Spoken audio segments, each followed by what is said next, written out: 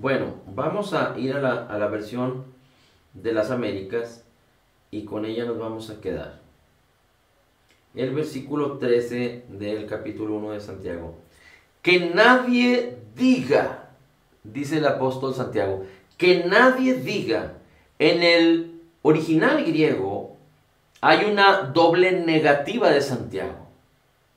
Es decir, Santiago quiere establecer que no se vuelva a mencionar, que no solo le digan a él, quizá él había escuchado a través de cartas, a través de voces, pero que no se diga, y enfáticamente lo está estableciendo, que no se diga, así está escrito en el original, que no se diga de ninguna manera cuando alguien es tentado, que es tentado por Dios.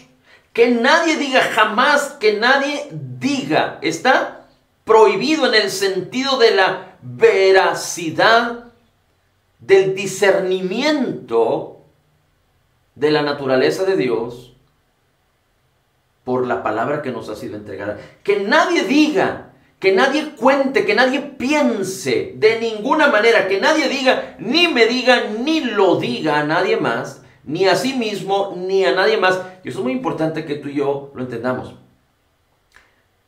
No me lo digas a mí, no te lo digas a ti, y no se lo digas a nadie más. Fíjate qué importante es. Dice, cuando es tentado, no diga, ni diga a otros, ni me diga a mí, soy tentado por Dios. Porque Dios no puede ser tentado por el mal, y Él mismo no tienta a nadie. Porque Dios no puede ser tentado por el mal, y Él mismo no tienta a nadie. La palabra tentado tiene que ver con el resultado de lo que ellos estaban padeciendo. Y ahorita lo vamos a ver más adelante. Pero si ellos estaban padeciendo derrota, frustración, estaban siendo lastimados, estaban sufriendo, no solo por causa del Evangelio, pero estaban sufriendo en su vida diaria por cualquier otra cosa. Ahorita vamos a ver cuál es el significado o qué es lo que el apóstol Santiago les quiere hacer notar por causa, o cuál es la causa de ese sufrimiento. Es decir, si alguien estaba sufriendo pérdida, escasez, quizá enfermedad, quizá estaban siendo robados, hurtados, destruidos, dice que nadie diga que es tentado por Dios. Ahora, el apóstol Santiago da la idea de que tampoco se les ocurra, porque alguien podría pensar que Dios lo está haciendo directamente sobre las personas, lo cual es completamente equivocado. No es bíblico esto. Pero también alguien podría pensar acerca de que, porque así lo describe aquí Santiago, que alguien pudiera aceptar que Dios no lo está haciendo directamente, causando estragos en las vidas de las personas, pero Él lo está permitiendo de alguna manera o de otra. Que Él en su soberanía no está impidiendo que estas cosas sucedan. Así es que el apóstol Pablo dice, no, no, no. Dice, porque Dios no puede ser tentado por el mal. Dios no tiene ninguna relación con el mal. Es tan importante que lo entendamos. Dios no tiene ninguna relación con el mal. El mal no es parte de la naturaleza de Dios. Aunque en el antiguo pacto todos tenían, o los antiguos, antes de Jesucristo, tenían un concepto tal que todos se lo atribuían a Dios. Tenían un concepto tal de que por causa de la sabiduría de Dios, aunque venían males sobre las vidas de las personas, pensaban que en la soberanía de Dios, Dios permitía estas cosas y no había un conocimiento, un discernimiento, porque no estaba revelado acerca del diablo, acerca de Satanás, acerca del enemigo de nuestras almas. Pero en la antigüedad la manera de pensar era que Dios en su soberanía permitía que todas estas cosas pasaran. Pero solo Cristo, o cuando Cristo inicia su ministerio, manifiesta y expresa las obras de maldad del diablo. Cómo el diablo es el causante, cómo el diablo tiene el propósito de hurtar, matar y destruir. Y no solo el Señor Jesucristo tiene autoridad y poder sobre el diablo, sobre los demonios, sobre las potestades. Tan es así que liberó a tantos endemoniados. El diablo no pudo contra él, por eso el diablo quiso tentarlo para hacerlo caer. Pero Jesús lo resistió con la palabra, como nosotros tenemos que aprender a hacerlo y ejercitarnos en hacerlo, no solo al diablo, sino a la maldad. Y es importante que podamos ir en contra, es decir, aborrecer el mal y resistir al diablo cuando aprendemos a sujetarnos a Dios. Como aquí Santiago estaba estableciendo que él era siervo, estaba sujeto completamente a Dios y al Señor Jesucristo.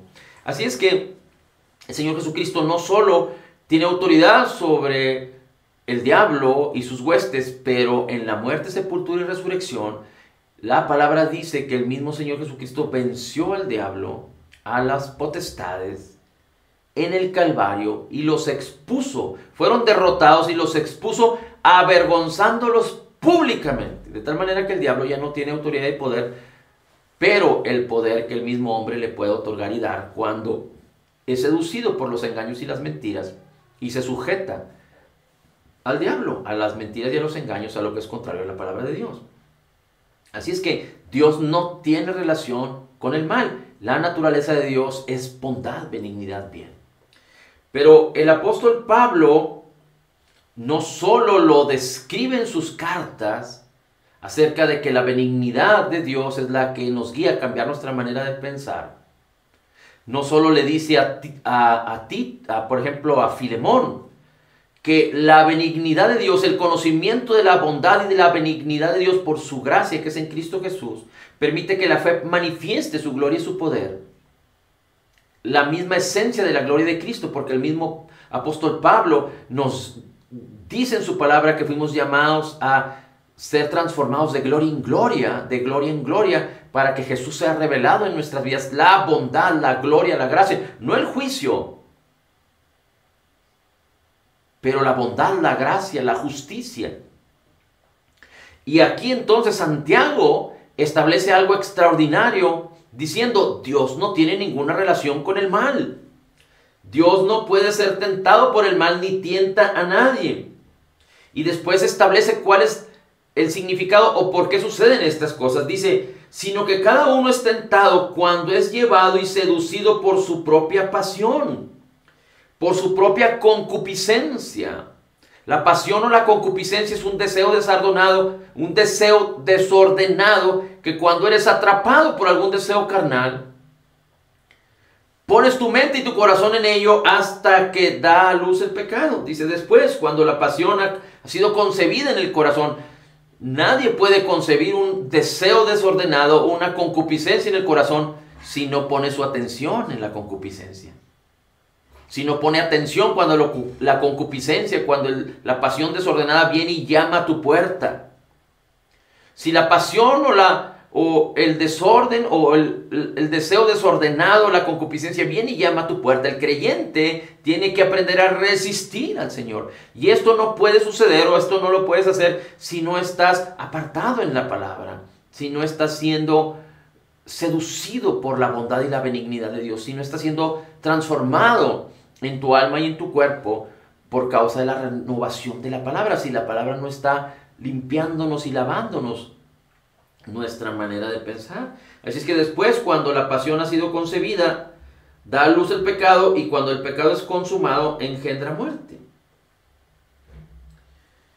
Bien, pero el apóstol Santiago no se queda ahí, sino que acompáñenme por favor al versículo 17, porque el apóstol Santiago establece la verdadera naturaleza y el corazón de Dios hacia nosotros, los hombres.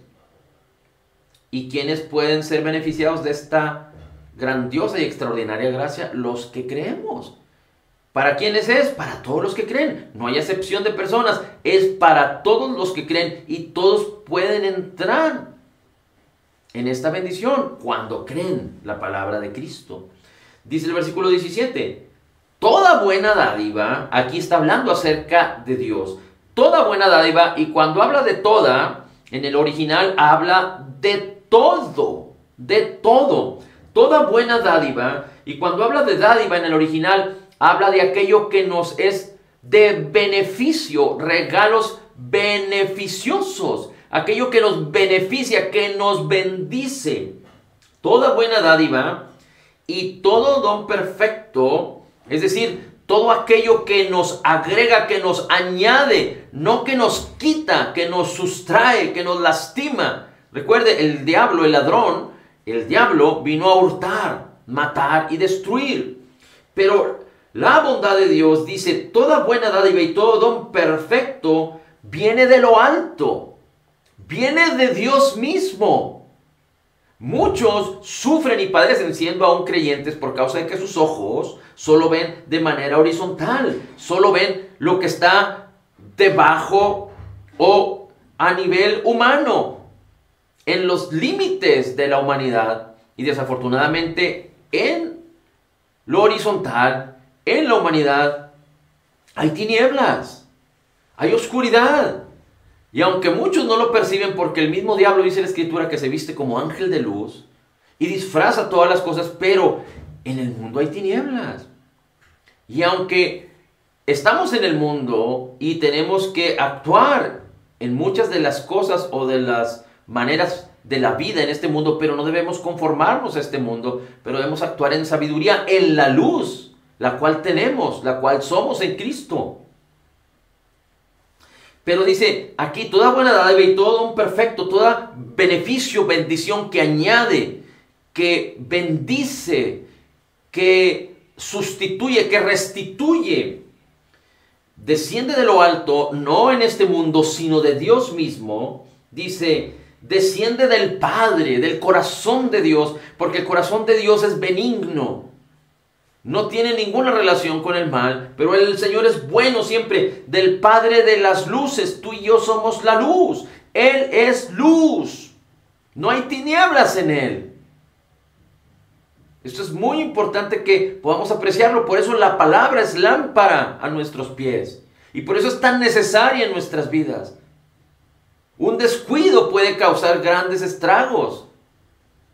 Por eso no debemos darle vacaciones a la fe. Dice entonces, toda esta bendición que añade, que bendice, que levanta, que restaura, desciende del Padre de las luces, en el cual no hay cambio, no hay cambio. Dios es el mismo ayer y hoy y siempre, y no hay sombra, no hay nada que tenga que ver con que Él cambie su manera de pensar, no hay sombra de variación. En el ejercicio de su voluntad, por su propia voluntad, en su designio, en su sabiduría, en su pensamiento, Él nos hizo nacer por la palabra de verdad, por la palabra que fue concebida, que nos habló y fue concebida en nosotros, por la palabra de Cristo nacimos de nuevo. Por eso nacimos de la palabra incorruptible del Señor, para ser las primicias de sus criaturas. Dice Hechos capítulo 2, que somos hechura de Dios, creados en Cristo Jesús para buenas obras. Así es que nadie, por favor, considere que la maldición, que la escasez, que el sufrimiento, que la enfermedad, que el rechazo, que la vergüenza, que la depresión, nadie considere todas aquellas cosas de las cuales Cristo ya nos redimió en el Calvario. Si alguien está sufriendo estas cosas, por ningún motivo considere que Dios pudiera estar permitiendo que padezcamos o suframos estas cosas para aprender algo. Muchos dicen que los caminos de Dios son misteriosos, pero eso es completamente erróneo. Dios es un Dios predecible, porque Dios es bueno. Y Dios nos dio no solo a su Hijo para salvarnos, pero su Espíritu para guiarnos, para darnos la sabiduría y su palabra. en donde Dios nos revela su corazón para que nosotros tengamos todos los elementos de sabiduría y de verdad para la vida y la piedad, no solo para limpiarnos de la inequidad y de los malos pensamientos y de las equivocaciones y sistemas de pensamiento y huecas sutilezas que son mentiras y engaños que van contrarios a la palabra, para renovarnos por su palabra en nuestra mente y transformarnos, pero para que podamos apreciar y recibir la palabra de bondad, de benignidad, que es viva y que la misma palabra produzca un fruto apacible, un fruto de justicia, de gracia, para que seamos completamente en un proceso de bendición, transformados en la misma imagen de nuestro amado Señor Jesucristo. Así es que resista la maldad, resista el engaño, resista la mentira. No estamos bajo maldición porque Cristo Jesús nos redimió de toda maldición, pero Dios es bueno en todo tiempo. Dios es bueno en todo tiempo y no es una letanía, no es una palabra hueca. No es una falacia, no es un engaño, no es una mentira. Dice la palabra que Dios es benigno y bondadoso y que Dios manifestó su bondad para con nosotros en que Cristo Jesús murió por nosotros en la cruz por nuestros pecados y resucitó para justificarnos. Y Dios es bueno en todo tiempo, y la fe que manifiesta, que se apropia de la esperanza, lo que no se ve, pero que ya nos ha sido concedido por gracia, en la abundancia de la gracia de Cristo, en la abundancia de la bendición y la benignidad. Porque todo don perfecto y toda buena dádiva desciende de Dios mismo y nos ha sido dado en Cristo. Toda buena dádiva es nuestra. Así es que por la fe permitamos que manifestar toda esta bendición es nuestra responsabilidad al resistir y rechazar todo engaño y toda mentira acerca de que cualquier situación difícil que el creyente pueda experimentar no viene de Dios ni es parte del corazón de Dios. Pero dentro de nuestro aprendizaje y dentro del ejercicio de la fe necesitamos resistir, no conformarnos, no apacentar la maldad, no ceder ante la maldad y ante el enemigo, sino antes bien en la autoridad, en el poder que nos ha sido dado en el nombre de Jesús, porque un espíritu de poder, amor y dominio propio nos ha sido dado, como el apóstol Pablo decía: todo es lícito, pero no todo me conviene, todo lo puedo hacer, pero no me dejaré dominar por nada. No nos dejemos dominar por las mentiras y los engaños, por la enfermedad o la escasez, por el engaño o la mentira, por la depresión, por la maldición. No, Dios es un Dios bueno. Cristo nos ha redimido de toda maldición y nos ha dado la autoridad. Él es nuestro Salvador, nuestro sanador, quien ha restituido todas las cosas, que nos ha dado un nuevo espíritu que es perfecto, que ha sido creado en la justicia y santidad de la verdad.